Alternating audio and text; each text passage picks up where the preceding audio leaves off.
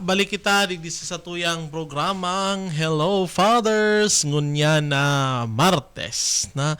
So sabi ko subago may magay na topic kitang pag uurulayan ngunya na mga masudod aldaw na di sa pag Martes Hello Fathers na pag Huwebes ang pagmidbid niya to kan mga santo sa simbahan.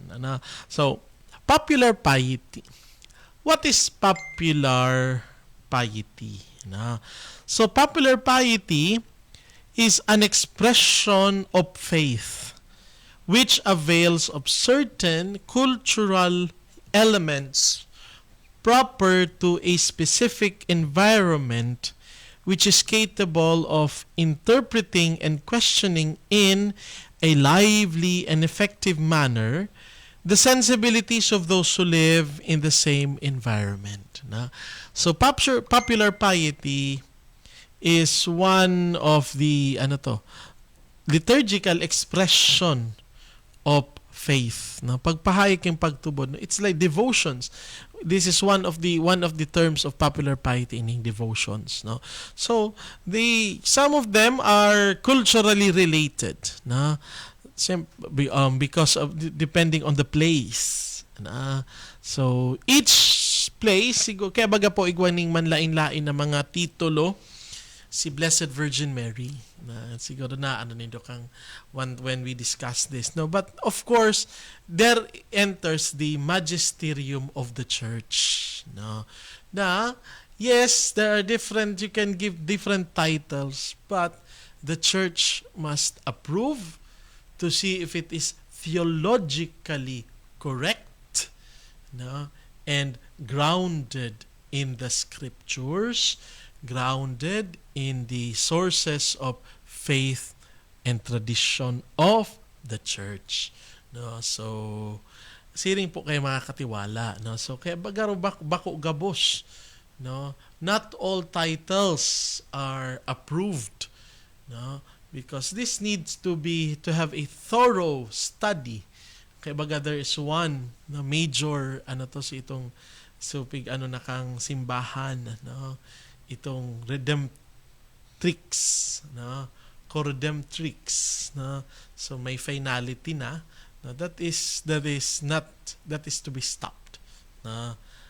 Okay, so popular piety is an expression of faith. Genuine forms of popular piety are expressed in multitude and different ways. There is prayer, mga novena, mga kanta, and some actions, and must be valued and promoted. But again, we always go to the bottom line that it must be approved and guided by the teachings of the church. So such authentic expressions of popular piety are not at odds with the centrality of the sacred liturgy. So they are not against liturgy. They are in collaboration with liturgy. Pero minsan kaya po, we go to the extreme, that these popular devotions are aid for us for a stronger devotion that will lead us to where? To the Holy Mass, to the highest form of liturgy, which is the highest form of worship, which is the Mass. Kaya baga po, paulit-ulit kong pigsasabi, and of pig, nadang ko ni last week, yes, deboto kayo, nagdedebosyon kayo, pero we must not stop in pagpahid-pahid sana and pagpangadji kang prayer, but this must lead us to where? To the highest form, to the Holy Mass, to receiving Jesus Himself. So, yun ang pinaka-importante, yun ang pinaka-to. And then of course, sometimes we go wrong to the extreme of fanaticism because of some wrong practices, wrong understanding, and wrong ideas. And again, that is the role of catechesis. Kaya importantihon ang catechesis, magdangog po kita sa catechesis and evangelization. No? So that we may not go. Minsan,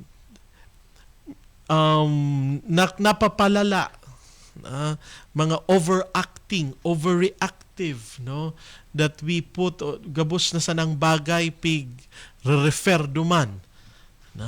So, kung ano nga yung pigagidubo naman, iyo man ang gibuhon digdi. Sometimes which is not applicable. No? So, aro kang puro prosesyon na paguruburo baili. Pwede man na maglakaw ning tultol, maglakaw sa naning normal. So, dyan minsan kita na papasala. When we go to the extreme of not truly understanding the liturgical celebration, what we are doing, and the expression of faith that we are doing. So in the Constitution of the Sacred Liturgy, the Second Vatican Council explicitly touched upon the relationship between liturgy and pious exercises. Sabi po kan Sacrosanctum Concilium, popular piety can neither be ignored nor treated with indifference or disrespect. Because of its richness and because in itself it represents a religious attitude in relation to God, however, it has to be continually evangelized so that faith which it expresses may become more authentic and mature. No? So kaya baga po, in some prayers, I reminded before, no, pag mahanap ki mga novena, no, dapat igwaning kang nihil obstat and imprimatur. No, these two, no, we will show to us that those prayers and actions are approved by the church without any error. No, now it is in the line of the teachings and in the theology of the church. No? So, popular piety, it is a beautiful way gamit para sa evangelization. So lalong-lalo na ining mga may practices ta.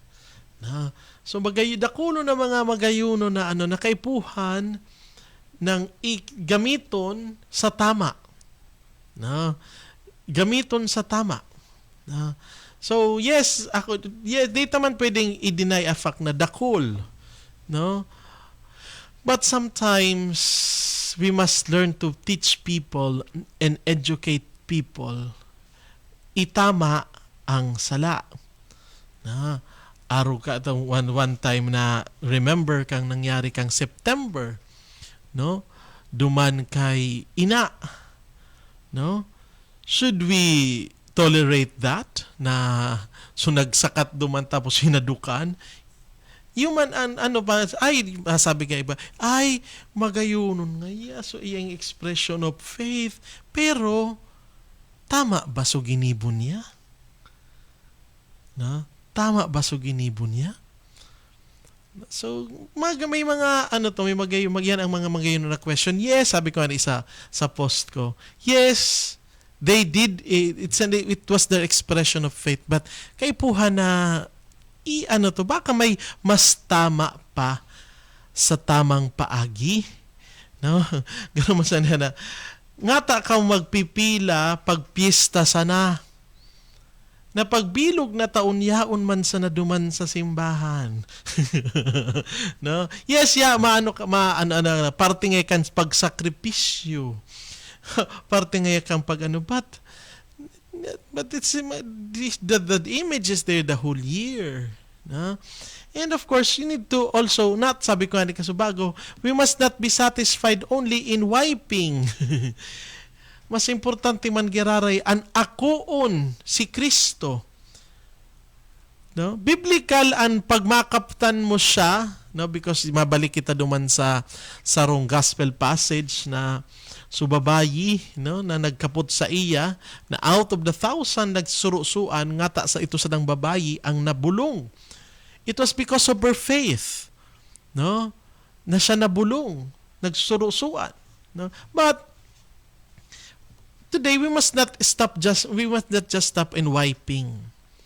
No? We must always lead to receiving. And where will we receive Christ? Where do we receive Christ? Sa misa.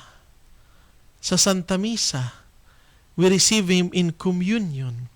That is why sabi ko po mga kasubago, popular piety devotions are ways of preparing us in receiving Christ in the Eucharist. Mga katiwala, mabalik tabi kita, mapamibi po kita kang Angelus.